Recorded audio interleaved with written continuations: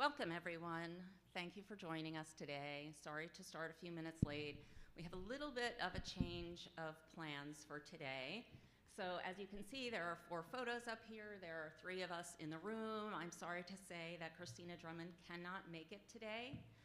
So she is Executive Director of what has been known as the Open Access eBooks Usage Data Trust. I am chair of that board, so I am going to try to cover some of what she wanted to cover today. We have a stellar panel. Do not worry, there's plenty to discuss. There's plenty of good information here. I'm Jennifer Kemp. I have worked in, with, and for infrastructures in libraries, publishing, and research infrastructure.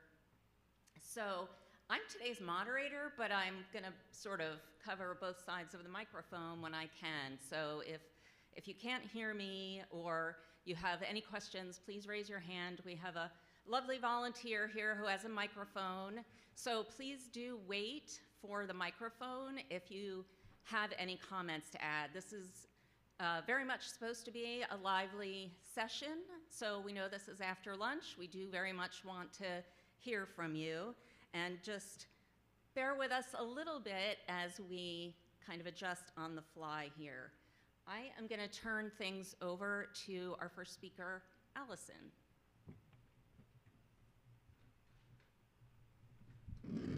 Thank you, Jennifer, and thank you for stepping into the breach. Hi, everybody. My name is Allison Beelan. And well, first, please observe the code of conduct and use the microphones. My name's Allison Beelan. I'm the Director of Strategic Innovation and Services at Duke University Press. And today we're talking about community-supported infrastructure, and I'm going to share three pieces of community infrastructure that operate out of Duke University Press. And the first one I want to talk about is Duke University Press itself, and I'm not going to spend a lot of time on this one because people are familiar with university presses, but I just want to kind of make the point that a university press is community-supported knowledge production, community-supported knowledge dissemination, and the original, I like to call it the original academy-based publishing. So just a brief bit for all of our initiatives. We're going to go over the same kind of nuggets of information, but just briefly about Duke University Press. Our mission, like most UPs, is to disseminate knowledge, but we really operate in spaces where we drive forward new topics, new areas of study in the humanities and social sciences. And we are a press that has both a vibrant book publishing program and a vibrant journal publishing program. And our community is probably well understood. And then, so Duke University Press, our costs are those of any publisher. Our risks are probably also well understood, higher ed and library funding crises. We are seeing notable declines in book sales, mostly declines in print book sales, but also in e. And for any university press, changes in administration can, they happen regularly, you know they're going to happen, but they can bring a lot of quick and unpredictable change. We're fortunate in that we have a diversified set of revenue sources. We have our book sales. We do have that strong journals program, which is a real driver of our mission. We also do our own digital collection sales, and we offer publishing services, which will be the other 2 community infrastructure pieces I talk about. And I believe that our strengths as a UP is our long-lasting and strong reputation. We'll be celebrating our centennial next year in 2026. Our journals program, which keeps the lights on. We are also known for business model innovation, and we have the technology to support that kind of innovation. So where I'd like to spend some more time are on some other community-supported infrastructure initiatives that we manage. And the first one is the Scholarly Publishing Collective. So the mission of the collective is to increase bibliodiversity and ensure a vibrant scholarly publishing ecosystem by supporting nonprofit and academy-based publishers in some key services, especially those that require technology. For instance, online journal hosting, subscription sales and fulfillment, and institutional library and marketing and sales. These are areas that take a lot of investment in software and technology, in people to run your sales, your marketing team, your customer service desk. So it's not attainable for all mission-driven, independent, nonprofit publishers. And so we wanted to take our infrastructure that Duke University Press had built and our skill set and expertise that we had built in doing all these things and share it across the university press community as well as with societies who are independently publishing their journals. And we even are engaging with OA, Diamond OA journals that are independent and other owned journals.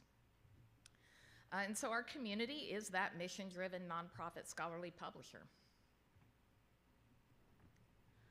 So to talk about the budget model for the collective, our costs are significantly technology.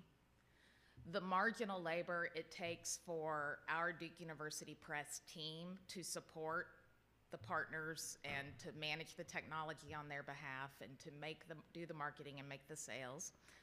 And then the marginal cost of sales, so representing at library conferences and materials, things like that, as well as costs, fairly minimal costs associated with community growth and management. We are not looking to be huge, so our community growth is somewhat organic, but we like to show up at conferences and meet new people and tell them about the collective. And so our risks, one is that this community-supported infrastructure is built on commercial technology providers.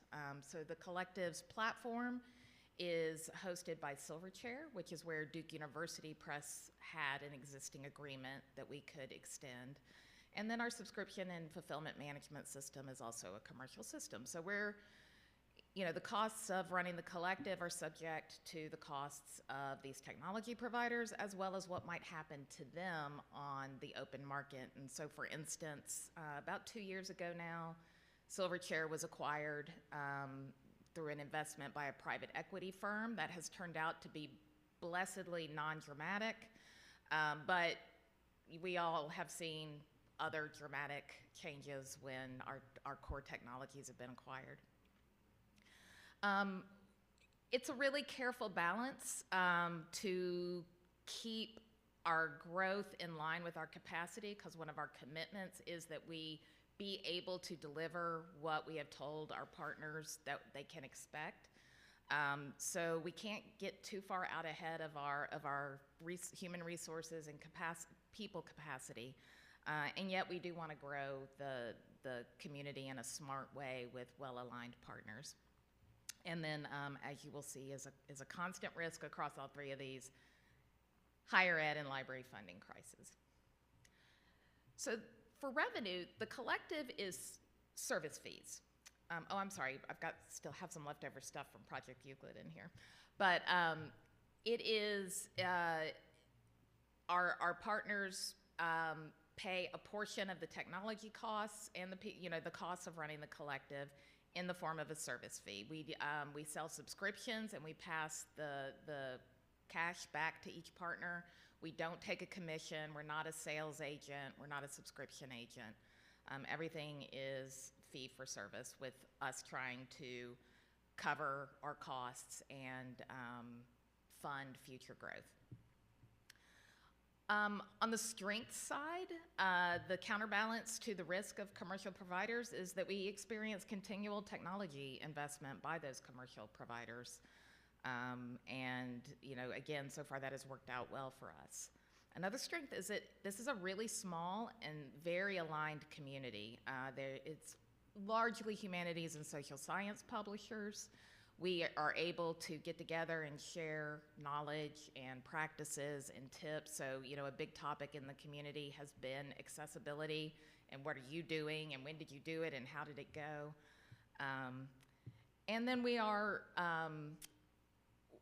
capitalizing on proven business models and practices. So for instance, the platform is model agnostic, you know, so a partner can have a subscription journal in the program, but it can also use that same platform for an OA journal. So we're not out there trying to lift the world. Oops. So the third initiative I want to talk about is Project Euclid.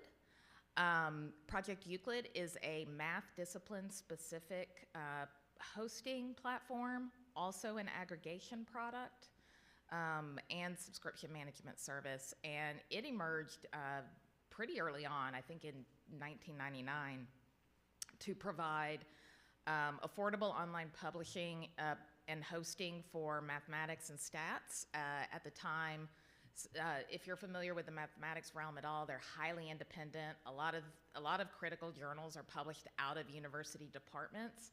And as everything went online, they just could not manage that on their own, but they wanted to stay independent. So that's what brought about Project Euclid.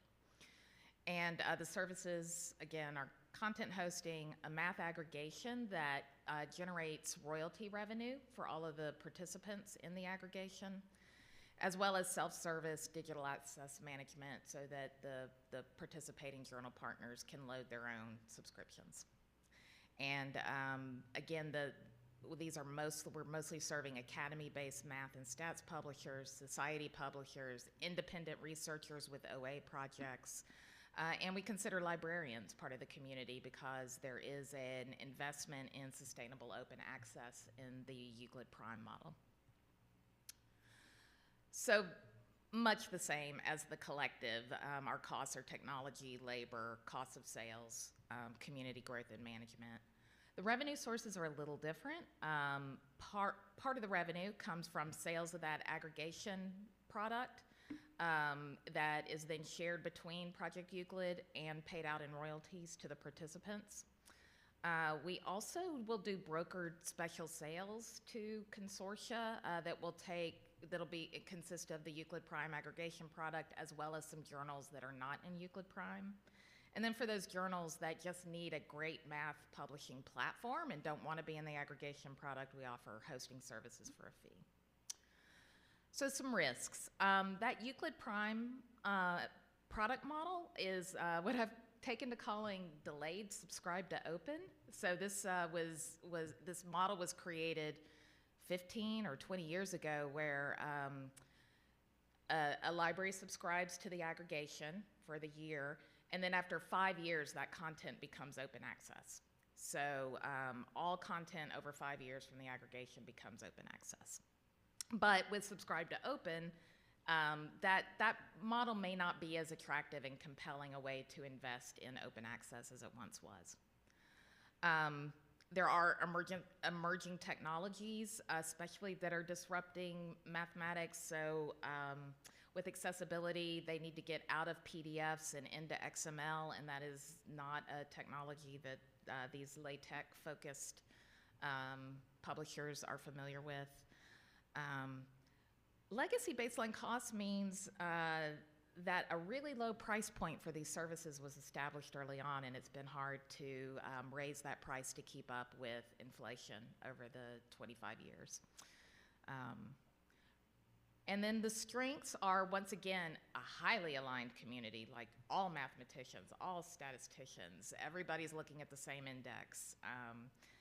It does have a formula for publishing and sustaining access for these small journals where they get those royalties.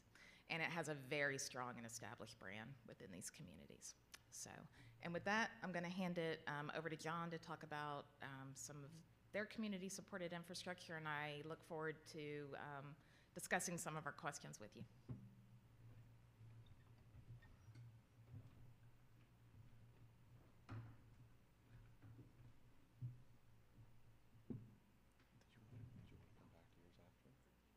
Go ahead. mix this up a little bit. We're actually going to go with the original format. Jennifer will cover for Christina to talk about the Open Access eBook Data Trust, and then we'll jump over to the JSTOR side. All right. Just keeping you on your toes. So we're shifting almost 180 degrees here from a longstanding press that's looking forward to their centennial. Did I hear that right? That's fantastic. So like I said, I am going to cover this quickly, and I'm going to ask you to ignore the QR code because we have a Menti set up, but in Christina's absence, we can't run it today. However, we do still very much want to hear from you. So I'm going to put out some questions from time to time to have you think about and bring into the discussion. But first, just by way of a little bit more introduction, I mentioned at the start, you know, I've seen all these different perspectives on community-supported infrastructure, and I know that that is going to be defined a little bit differently depending on the stakeholder group. So I just want to throw out, excuse me, a couple of examples. So today we're talking a little bit about open usage data services, hosting platforms like Allison mentioned, and discovery frameworks. But it would be great to hear from you later on what you see as community-supported infrastructure in your field or in your role. Okay, so you may or may not have heard of what is commonly known as OA-EBU. That stands for the Open Access eBooks Usage Data Trust. So we are very much in a transition phase. So you can see up in the corner that we are moving to the scholarly communications trusted data space. So beyond book formats, beyond open access business models. So we've had a successful pilot. The code is out there. It's open source code. What we are hoping to move into is the next phase for a fuller build, and I'll come back to that. But you can see this is very much focused on community. To date, it's been mostly scholarly book stakeholders, but also, of course, the community of service providers and other folks around them. So the budget model, I'm not going to go through all of this in detail. We have a standing membership and sustainability committee, so thanks to them. And that is what it's called, membership and sustainability, because obviously that's what we're trying to get to. I'm going to highlight just a couple of things here. One is the so-called valley of death. So we are at the point that a lot of organizations and initiatives get to in sort of startup mode where you've got something working and you have this long stretch to get to before you're kind of up and running in production with some level of sustainability. And in our case, that is a chicken and egg problem. That's not unusual, but maybe a little bit more than most. And we can come back to that in the discussion. So we've talked about a number of revenue sources. You might notice the membership term up here. We know that is a very difficult thing to talk about in this funding environment. That is on the table along with a number of other options. We are very grateful to the community that has been engaged in this, particularly in these trying times. And we'll talk some more about this current funding environment. I was really looking forward to being on the moderator side of these questions because there are some very tough questions here. John? Thank you. Great, thanks Jennifer. Hi everybody, good afternoon. John Linehan with JSTOR. So work with presses like Duke, and we partner on the journals and book side and talk about various models. So first of all, thank you for coming here. I know it's hard to be inside when the weather is what it is. I know for me it's hard. I mean, the weather has been amazing, so we've been very lucky, and usually get rain at Charleston, but it's been incredible. So thank you for taking the time to come here and talk with us. We appreciate it. So from the JSTOR side, we have the journal archives. JSTOR has been around for about 30 years, so started in 1995, and really working to bring the print journal content to digitize and bring that out. So I'm going to focus here on 2 new initiatives that were community built initiatives that JSTOR's recently been involved in. And it'll kind of get some idea and format of what both Allison and Jennifer were talking about, and we'll look at 2 different models on the book side. I had a lot more to begin with. We had stuff on Reveal Digital, on the primary source related material, but we were condensing it here for today. But as we get into discussions, I'll get into some more detail. So Path to Open. So Path to Open was a community-driven initiative, and I say that because it wasn't JSTOR that came up with Path to Open. So there was a TOME initiative. Is anyone familiar with TOME? Okay, perfect. So, and that was driven a lot, so John Schur and many of other presses were working with NEH grants that content received funding, it would become open access after 3 years, publishers were joining, libraries were providing some funding. But there was limitations of the number of publishers and the library support. So the number of books that wanted to get published and released as open access didn't really continue to reach those goals within TOME. But the concept of that, the presses liked, and libraries were enjoying the understanding that the flip to open, the time period of when that would happen. So there was a group that was already together. So there was Lyrasis, and there was University of Michigan, University of North Carolina, a few others University of California had said, hey, how do we continue and look at something different for TOME? And at first it was called the third way. So they're like, let's look at a different way of selling books in the TOME, and what's something different that we might be able to create. So JSTOR got asked to participate in that discussion.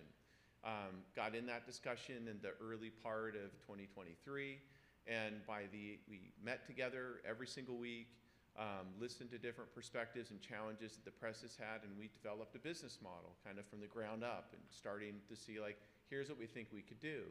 Brought that information over to internal teams on JSTOR within that infrastructure to say, what can we support cost effectively? We don't want to have something that's really expensive that libraries can't afford because we're expecting libraries to support it. How can we do that? And JSTOR has now 14,000 open access ebooks.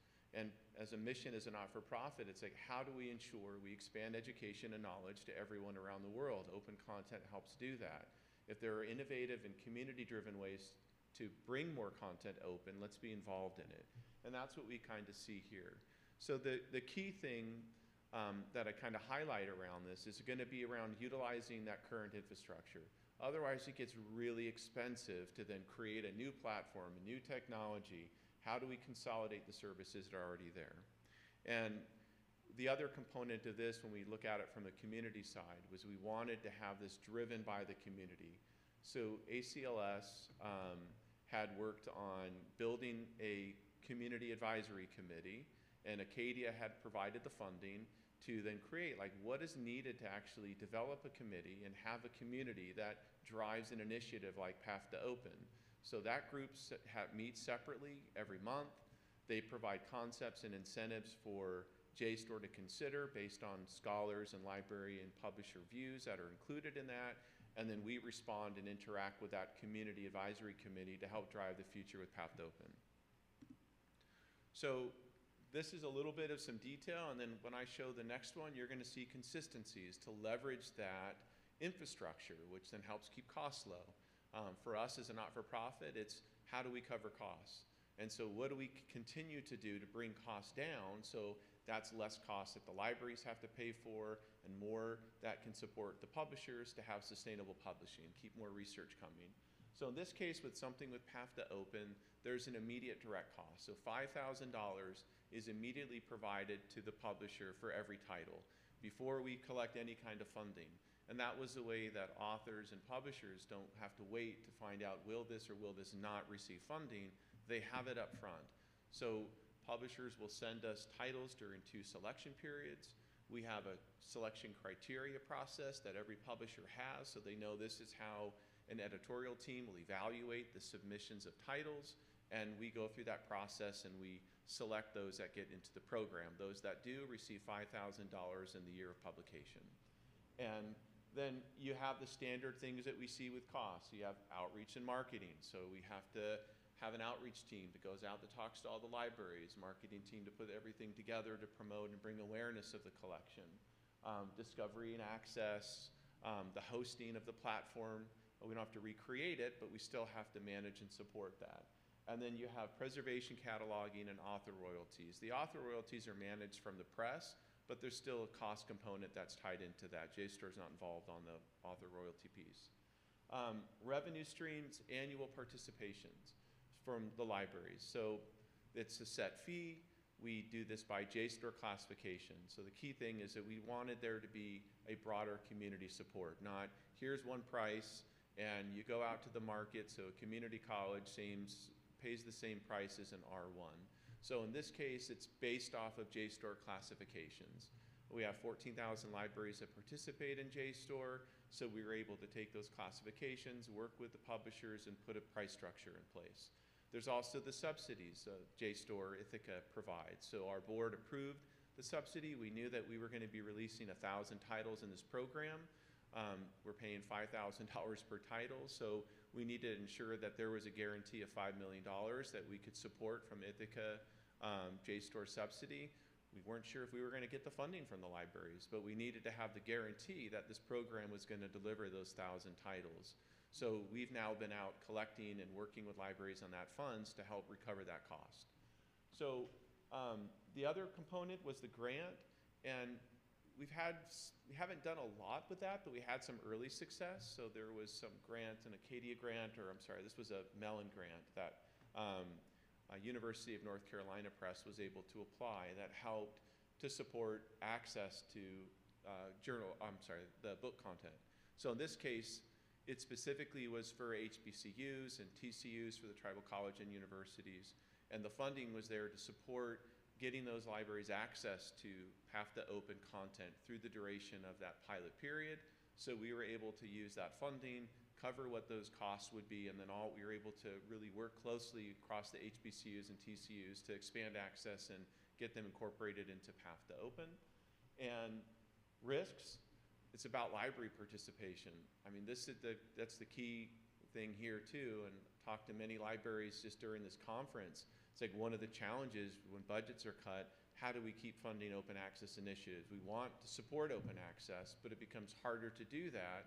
And there's always this concerns around free rider and things that you hear, but if cuts are gonna happen and that content can be available in an open environment and you need to support the journal or books that are gonna be costing money on the license piece, that's where usually the funding goes first. So there's those risks there for sure. The other risk we have, just can we keep costs down?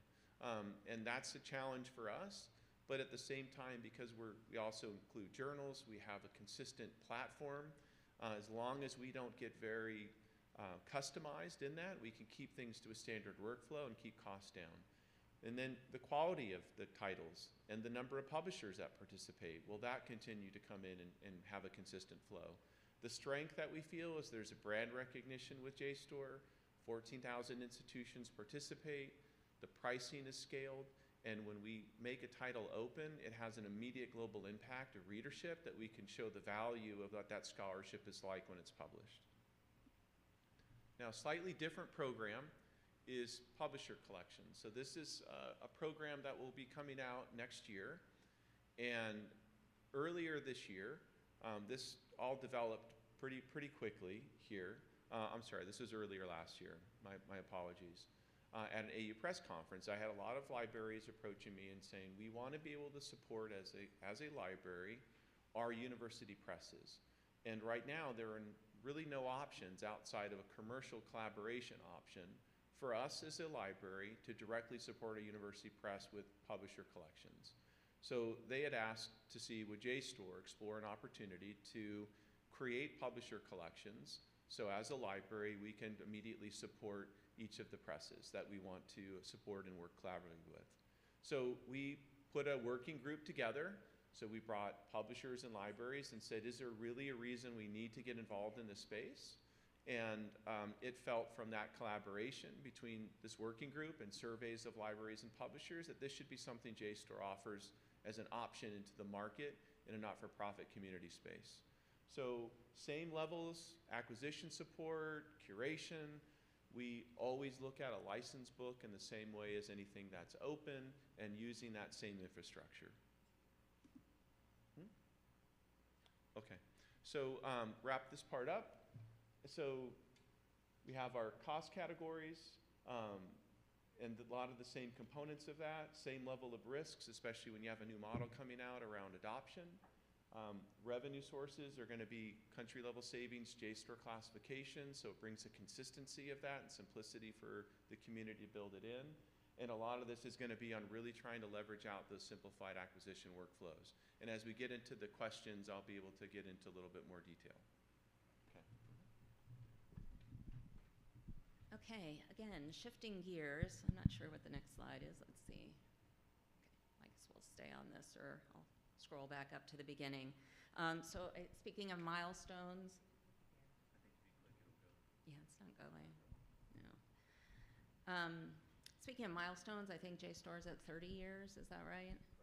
So again, shifting gears entirely back to trying to build up a service. I whipped through the slides earlier and didn't really say what this data space is.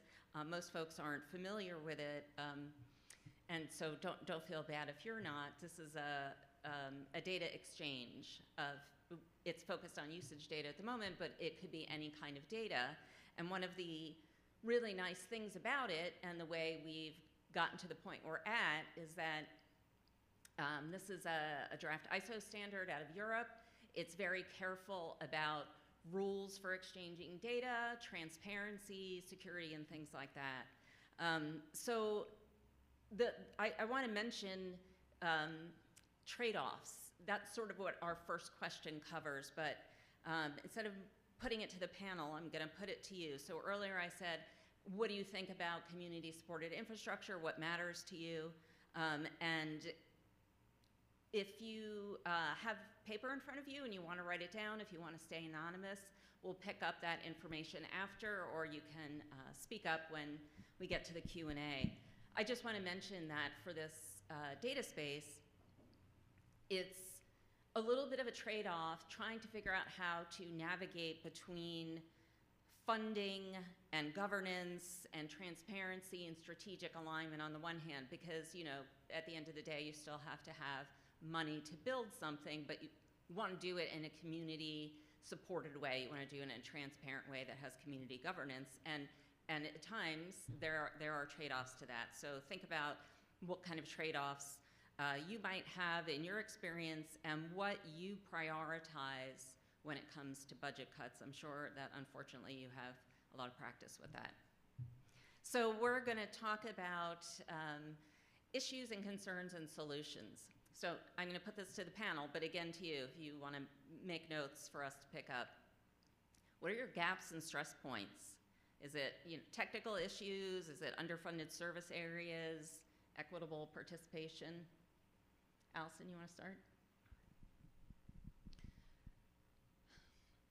So gaps. One of the things that I'm interested in, and I've worked more on the technology and solutions side of things through my career, but within a press, everyone wears multiple hats, so I'm really also close to the business model aspect and our library team, our library sales team, and that. And what I'm about to suggest may exist, but one gap I feel like there is maybe community infrastructure around business models, not so much technology.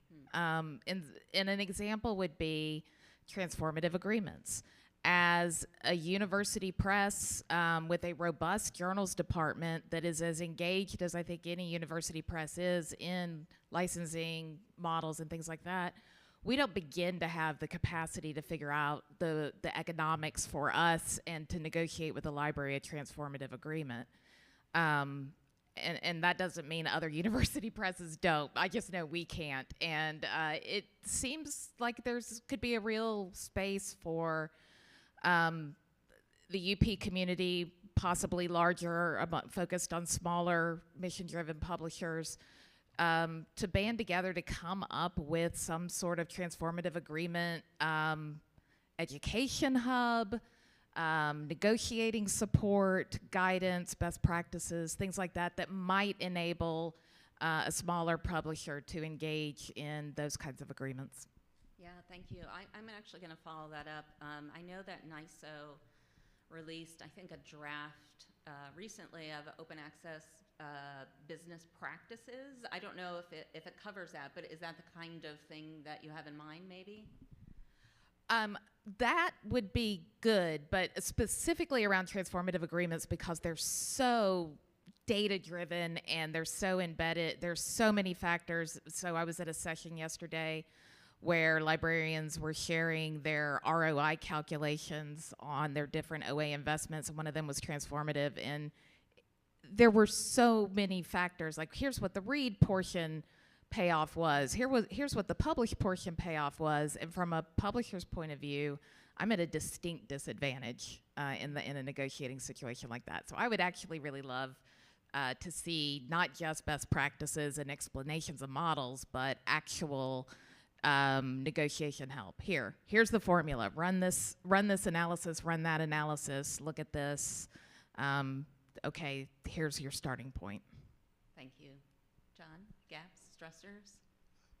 We talked about a little bit around the ability to continue with funding, but if I was to focus on gaps, one I think would be around the transparency, and that we talk about community, and that's where even when I would say, oh, community driven, it felt like it was a kind of like a buzzword for a little bit, and it's like, well, how do you prove that? What do you mean by that? How do you show it's community driven? And I don't think there's enough transparency around that. And I think that transparency could also be, what does it really cost when something is published? What does it cost to actually support that on an infrastructure piece? So from a librarian perspective, you're able to really see the investments you make, how that supports what it costs to bring that scholarship to market. And then we have a shared level of ownership around that. And I think that helps fill the gap with that transparency. And the other would just be around the gaps on complexity. There are like so many options. I talked about, path to open and publisher collections. It's like, well, how does that fit to evidence-based acquisition, demand-driven acquisition? Well, what about this? What about how I acquire content over here? And how easy or hard is it for the library to manage that and provide information to a publisher and to share that information to an author? So removing the complexities that are there by bringing more transparency, I think, is key. That's what we're hoping to try to do with the Open Access eBook Data Trust initiative, was more openness and transparency of usage data. And the same with trying to open up more collaboration with Knowledge Unlatched and other initiatives out there. How do we align ourselves better instead of approaching it differently into the market? Thanks, John. So we're going to move to solutions next. So again, if you have thoughts on this, if you want to make notes or just, kind of hold on to comments, we'll get to the Q&A in just a bit. So we're going to sort of do a two-part question. So we want to talk about solutions, how you're thinking about what meaningful community support is to you, and what it takes to build resilience together. Maybe we can swap in sustainability for that. And then the sort of corollary to that is, when you think of those solutions and building resilience together, does that allow for innovation, or what would that take? Sure, I can start. So I'll go back to those examples. So I think for when we got together initially creating a working group with the libraries and publishers, it was how we create a business model. So there's a shared understanding, like, what is the problem that's in the market, and where do we think we need as solutions? And then within those solutions, how can we support and implement them? And once we agreed on a business model, and even the publisher collection one, it was 5 months of back and forth and debate between publishers and libraries of what that actually should look like, and we got to that place. Then it was taking that and creating business rules. So then the business rules should be directly aligned to support that business model. So then we can take that to developers and say, what is it going to cost to do that? And then back to a publisher to say, can you adhere to this? Can we adhere to Onyx 3.0? Okay, can we make sure we're looking at counter compliancy in the same way? So then the standards that are there are supported, not to where later we find out we have a hard time implementing the business rules towards what the community developed as the business model. And so I think that's what really helps us then build it and make it sustainable. So instead of saying, oh gosh, we weren't thinking about how expensive it would be here, or this publisher wants something customized and that's not what we thought about in the original infrastructure. So being consistent and transparent with the business rules helps make sure we have better sustainability and less risk that costs are going to prevent us from being able to keep going with the program. I think this is an interesting question for the two service community infrastructure pieces I talked about, because one is very mature, and the community has been extremely stable. They don't want a lot from Project Euclid that they're not already getting until something changes, until suddenly our Japanese journals are told that everything has to be open access within Japan, at least, and they're calling us and saying, how can we meet this requirement while also being in Euclid Prime, which you're selling subscriptions to and getting the royalties that sustain us. So for Euclid, this means keeping everything running the way they need it to run, but then being responsive and flexible to the local things that happen within this global community, this very focused discipline, but global community. For the Scholarly Publishing Collective, it's very young. It only launched, got the business up and running in 2021. And I would say that at the moment, meaningful community and building resilience there looks like having this small community where it's really easy for us to talk to each other. We have sort of a shared community space just through Teams. It's nothing fancy. And recently someone said, hey, we are putting this is our first online only journal that we're putting up there. What have you all done for covers? Just really basic publishing, blocking and tackling advice. And I'll mention again, accessibility. We're all navigating as publishers. What's the law? How do you understand it? Is this possible to do by April 2026? So just sharing the resources we found and the practices and what our strategies are for it. So it's a lot about information gathering. I think that a challenge for the community in terms of sustainability is going to be, we haven't found the right formula for institutional marketing and sales. We started with a product formula that was very successful for Duke University Press, but that product was created at a much different time than 2022 and 2025. So we're trying to listen to our partners and their ideas and match it up with our library teams' experience and knowledge of the market, and find a path that may do what our partners need in terms of sales, subscription sales to institutions to sustain their overall mission. Thank you. I'll just add a second to the communication solution. I think, open, thoughtful communications is always helpful in any situation, but we've got just under 15 minutes for questions and discussion, so hopefully you have been taking some notes or have some comments to add.